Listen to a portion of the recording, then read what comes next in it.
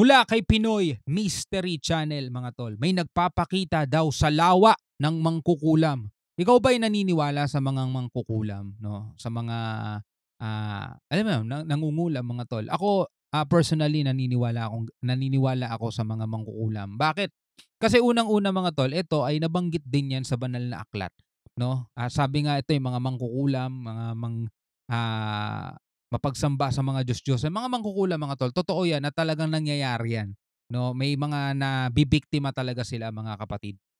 So ito papanoorin natin mula kay Pinoy Mystery Channel. Siyempre huwag niyo kalimutan mag-subscribe sa kanyang YouTube channel. At kung bago ka pa lamang dito, trip mo yung mga ganitong klaseng reaction video, siyempre huwag mo rin kalimutan mag-subscribe.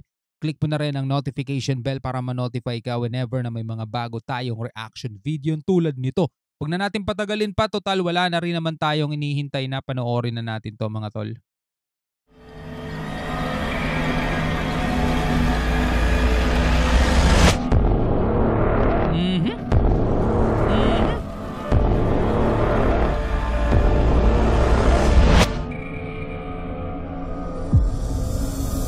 Mga black magic. Lawa ng mga mangkukulam. Matatagpuan sa gitna ng makahoy na gubat ng Boldo Critiasca, bansang Romania. Sa araw binibisita ng ilang mga taga roon, pero sa gabi, ito ay lugar ng mga manggagaway. Dito sa bansang Romania talagang no? Ang daming mga no? Mga ganitong kababalaghan no? Binabantayan ng isang engkanto, tahanan ng mga espiritu, ng taong pugot ang ulo at umiiyak na sanggol. Ang tubig sa mahiwagang lawa ay walang pinagmumulang talon o pinanggagaling ang balon. Pero hindi natutuyo sa tag-init at hindi rin umaapaw sa tagulan. Magugulat ka sa malalaman mo na ayon sa mga taga roon, ang lawa ay isang buhay na nilalang. Mayroong mga naniniwala at marami din namang naghihinala. Ang tanong, Totoo ba? Ito yung na-miss ko kay PMC Medyo matagal-tagal din tayong di nakapag-reaction video rito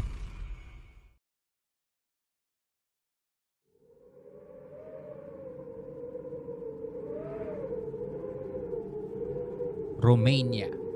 Dito sa Pilipinas, ang dami rin ganyan. Mga mangkukulam, mambabarang. Bihira lamang ang mga nakaririnig sa mahiwagang lawa ng mangkukulam. Mga 10 kilometro ang layo nito sa kapital na Bucharest. Marahil dahil sa hindi kinukwento ng mga taga roon o yung mga nakararating ay nawawala sa sarili. Bukod sa mapunong kahoy ang makikita doon, nag-iingat sila dahil baka may mangkukulam na makasalubong. Lalo na sa panahon ng summer solstice, buwan ng Hunyo, kung saan mas mahaba ang oras ng araw. Panahon na pinupugara ng mga mangkukulam ang lawa upang magsagawa ng kanilang mga ritual. Tila ba ang lawa ay nagbibigay sa kanila ng supernatural strength? Marami ang nagsasabi na sa gabi makikita ang isang engkanto na nagngangalang Sanziana na umahaligid na parabang may binabantayan. Bagamat maliit lang ang katawan ng tubig, natatakot sumulong sa gitna ang mga taga roon kaya walang nakaalam kung gaano ito kalalim. Ayon sa mga kwento, sa gabi ng solstice, wala itong ilalim. Kung maglalakad ang isa sa paligid, mapapansin na wala kahit anong hayop ang umiinom sa lawa. At marami ang nagtataka kung bakit. Siguro madami lang talaga ang tubig sa lawa. Kaya sa unang pagkakataon, tinesting ito ng isang miyembro ng Paranormal Investigations at kumuha ng sample at sinukat ang pH level ng lawa kung may lason o wala. At ang resulta ay ikinagulat ng marami dahil sinabi nito na napakalinis ng tubig at maaaring inumin. Marami lang dahon at algae sa ibabaw kaya mukhang marumi pero napakalinis. Kung ganun, bakit ayaw itong inuman ng hayop? Patunay na may ibang puwersa sa lawa kung bakit hindi ito iniinuman. Kababalaghang pinalala dahil may nagpapakita doong taong pugot ang ulo.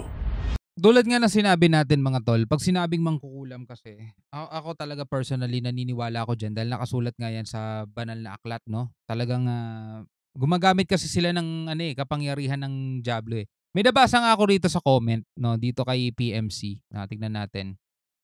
Sabi rito sa comment ay, "Hindi naman ako naniniwala sa mangkukulam. Kung totoo na may mangkukulam, gusto kong mapatunayan kulamin nila mga terorista at mga lider sa mundo na sobrang kurakot. 'Pag nagawa nila saka lang ako maniniwala." Eh, ang mga mangkukulam mga tol 'di naman 'yan kakampi ng kabutihan, eh, 'di ba? Kakampi nga 'yan ng kasamaan, eh, 'di ba? Itong mga leader na 'to, mga terorista, kakampi rin nila 'yan mga kapatid, eh. At saka yung mga mangkukulam, 'di ba, tulad nga nung alam natin bago sila makapangkulam kailangan muna nila ng personal things nung mga taong bibiktimahin nila. So alangan ng paano sila makakakuha ng halimbawa, piraso ng buhok ng mga leader na kurakot o kaya mga leader ng mga terorista, 'di ba? Paano sila makakuha ng mga personal things nung mga 'yon, 'di ba? At saka kung sila ay, pinoprotektahan ng kapangyarihan ng, itim na Diablo, 'di ba, eh, gano'n din naman yung mga 'yun. Yung mga kurakot, mga terorista, eh, gusto nga nila maghasik ng kasamaan sa mundo, eh, 'di magkakakampi sila, 'di ba? So tuloy natin 'to mga tol. Sa paglalakad ng miyembro papunta sa gitna ng kagubatan, tila wala itong haharaping problema na matagpuan ng lawa. Pero makalipas ang ilang oras ng paghahanap, ang akalang daan papunta sa tubig ay tila nawala. Nagpaikot-ikot ito sa gilid ng gubat, pabalik-balik sa dati nang pinagdaanan. Inaabot na ng gabi bago nito matunto ng lawa. Marami ang naniniwala na ang nangyari sa lalaki ay isang kababalaghang gawa ng mga espiritu o ng engkantong si Sanziana na nagbabantay sa gubat upang hindi magambala ang anumang nandoon. Isa ito sa mga pangyayari na mas lalong tumakot sa mga nagnanais na pumunta doon. Sigurado na kung totoo ang mga kwento hinggil sa lugar, mayroon itong dahilan. Dahilang bihira lamang ang nakaalam. Pagpasok ng mga taong 1970s, nasaksihan sa Romania ang higpit ng komunismong pamahalaan sa ilalim ni Nicolae Ceausescu, isa sa pinakabrutal na komunista sa Europa. Sa kanyang pamumuno, pinagbawal nito ang paggamit ng contraception at abortion, ang Romanian Decree 770, at ang mga babaeng lalabag sa batas ay papatawan ng mabigat na parusa. Pero ang tanong ng mga taga roon noong ipinatupad ang batas ay papaano kung ayaw mag-anak ng isa? At ang nakagigimbal na sagot, ayon sa Daily Mail, na mula noong ipinagbawal ni Ceausescu ang contraception at abortion sa Romania, 22 milyong kababaihan ang lihim na nagpalaglag. Ganun? Upang hindi mahuli ang mga babae, nagpalaglag ang mga ito sa lugar na walang tao, liblib na lugar at bihira ang pumupunta. Ano pa ang lugar na walang tao, liblib at kinatatakutang puntahan? Walang iba kung hindi ang gubat ng Boldo Kritayeska. Isa sa mga babae na napilitang magpalaglag ng sanggol sa gubat ay nagngangalang Sanziana. Marahil ito ang engkanto na nagbabantay sa lawa, at ang mga iyak na naririnig ay ang iyak ng mga sanggol na hindi nabigyan ng pagkakataong mabuhay sa mundo. Grabe, no? 22 million mga kapatid ang mga babaeng gumawa ng matinding kasalanan. Kasi yung pagpapalaglag mga tol, abortion, ano yan? Para sa akin, yan ay isang masamang gawain na hindi alam mo, hindi karapat dapat talaga kung titingnan mo. Yung pinagbawal nyo yung contraception at saka abortion, no, parang pinigilan niya na rin, no? Talagang hindi nyo kayang hindi nyo kaya, huwag kayong gumawa ng hindi nyo dapat gawin. Lalo-lalo na kung hindi naman kayo mag-asawa pa, di ba? Pero eto nga mga tol, ang nangyari, no, sa kabila nung mahigpit na pagbabawal at kaparusahan, 22 million ang lumabag, at ayun na nga mga kapatid. Dahil kasalanan nga yun, di ba? Ayun, dinagsa ng mga masasamang espiritu yung lugar. Ugod ng sa kasamaan, kalagitnaan ng 1970s, kasagsagan ng komunismo sa Europa, halos sumasabay ang pagpapaunlad ni Ceausescu sa Romania. Kasama sa plano ay ang industrialization ng kapital nitong Bucharest. Upang mapalawak ang mga pagawaan doon, nais ng gobyerno na sakupin ang ibabang bahagi ng gubat ng Boldo Kritayeska at patayuan ng mga pabrika. Plano na siguradong hindi papaltos. Iyon ang akala nila. Ano pa na nangyari?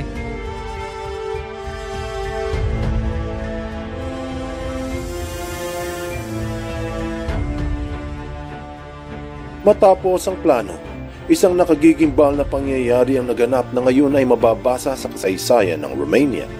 Ang ulat ng Semantic Scholar na naganap noong taong 1977, ang isa sa pinakamalubhang lindol sa buong mundo, ang lindol ng Romania. Sobra sa 11,000 ang namatay. Halos 33,000 mga gusali ang nawasak. Ayon sa World Bank, ang mga nawasak ay nagkakahalaga ng $2 bilyong. Gastos na nakapatong sa pamahalaan ni Ceausescu. Pero dahil sa naganap, nahinto ang industrialization. Marami ang nagsasabi na dahil sa gusto ng pamahalaan na sakupin ang ibabang bahagi ng Boldo-Kritayeska. Nagalit ang nagbabantay ng lawa. 1977, 200 million o billion dollars. Eh magkano na kaya yun sa panahon natin ngayon, di ba?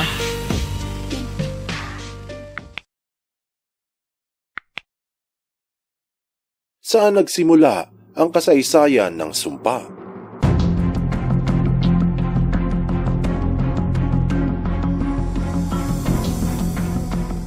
Matapos ang malubhang lindol, kumalat ang mga balita na may sumpang daladala ang mahiwagang lawa ng mga mangkukulam. Napagkaisahan ng munisipyo na tambakan ng lawa upang mawala ang anumang kababalaghan kung mayroon man.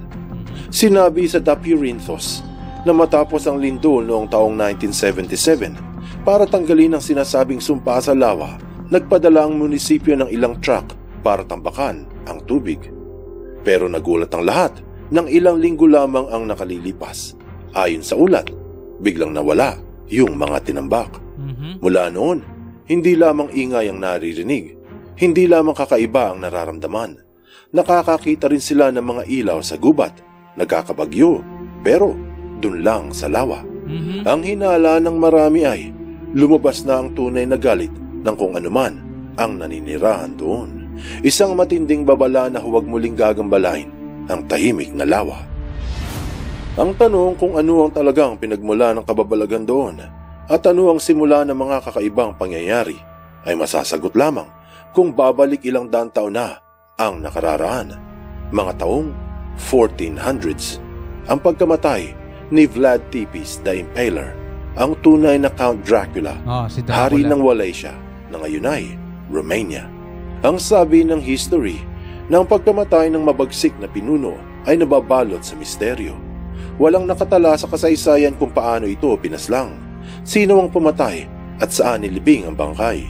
Ang laman lamang ng mga libro ay kung gaano ito kabagsik, pinupugutan ng ulo at iniinom ang dugo ng kanyang mga kalaban. Inulat sa Medium na ang bangkay ni Dracul ay nasa monasteryo ng Cumana, ilang kilometro ang layo mula sa Bucharest. Pero ang bangkay ay walang ulo. Ayon sa alamat, ang hari ay nagtago sa gubat ng Boldo-Kritayeska at nung natagpuan ng mga Ottomans ay pinaslang at pinugutan ng ulo. At ang ulo ay tinapon sa lawa. Kung totoo ang kwento, marahil ang nagpapakitang tao na walang ulo sa lawa ay walang iba kung hindi si Vlad. At ito ang tunay na dahilan kung bakit pinupugaran ito ng mga mangkukulam upang makatamo ng kakaibang kapangyarihan at palakasin ang kanilang mga gayuma. Biruin mo no, yung lawa mga tol, walang pinanggagalingan ng tubig, no? Pero hindi siya natutuyo. Tas wala siyang inaagusan, no? Wala siyang inaagusang tawag dito talon. Pero kahit umuulan daw, hindi na pupuno, 'di ba? So yung tubig talagang ano lang siya doon, no? Stable lang siya doon mga tol. Tapos walang umiinom daw ng mga hayop. Pero chinek nila yung pH level at napakalinis ng tubig. Sa YouTube ni Amy Script, pinuntahan nito ang lugar at gumamit ng EVP Supernatural Recorder upang mahagip kung mayroon mang mga espiritu na umaligid. Sa simula pa lang ay nakakaramdam na ang babae ng mga kakaibang ingay na hindi maipaliwanag. On how to find its location and get here. What is that?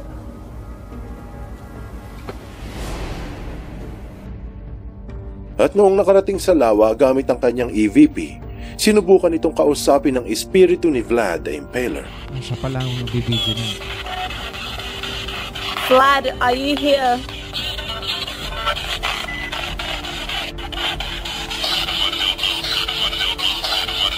Blood Draco.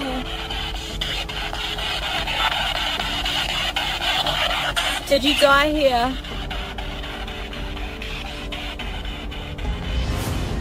Sa mga komento, mayroon nagsasabi na maririnig ang ilang boses. Pero ayon sa iba, baka raw radio frequency lang ang nahahagip ng babae.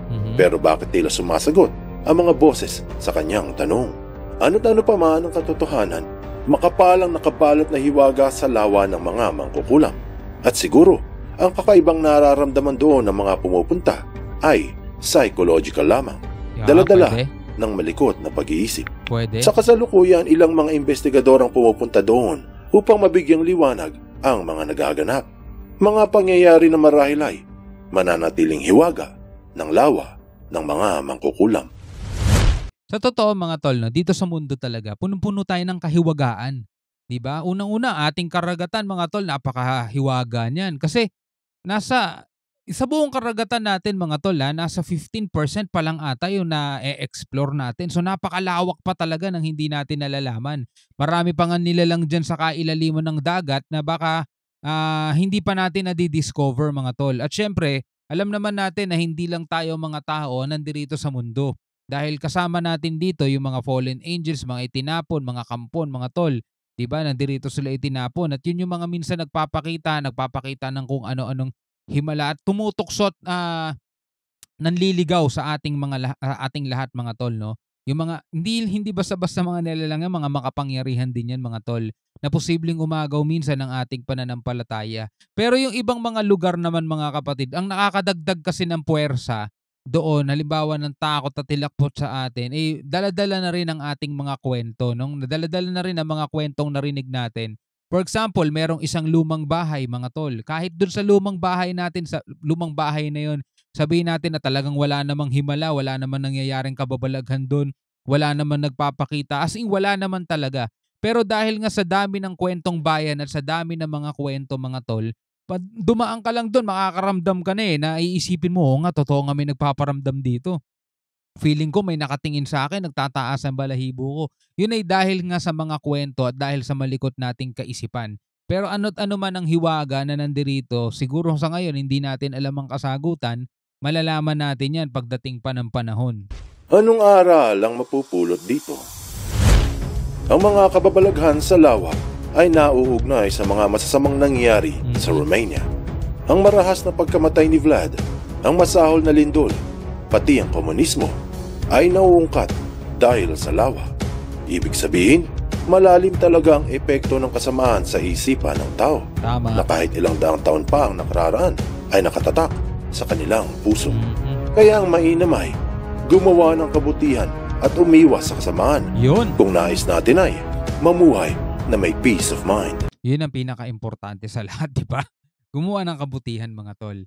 So ngayon, nakapanood na naman muli tayo ng very interesting topic mga tol mula kay PMC. Ano ang masasabi nyo rito? Ikaw ba, personally, naniniwala ka ba sa mangkukulam? Pwede mong i-comment yan sa baba at sagutin mo ang aking katanungan. Kung oo, bakit? Kung hindi, bakit?